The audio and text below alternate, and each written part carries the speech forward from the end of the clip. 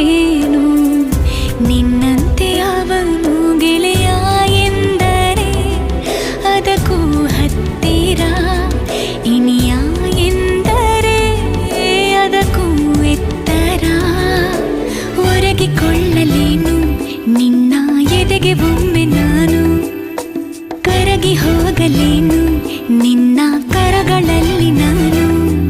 ಯುಗದಾಚೆಗೂ ಜಗದಾಚೆಗೂ ಜೊತೆಗೆ ಸಾಗುವೆ, ಕಡಲೆಲ್ಲವ ಅಲಿಸುತ್ತುವ ತರವೇ. ನಿನ್ನ ಸೇರುವೆ ನನ್ನೋಲವೇ. ಸಂಜು ಮತ್ತು ಗೀತ ಸೇರಬೇಕು ಅಂತ ಬರೆದಾಗಿದೆ ಇಂದು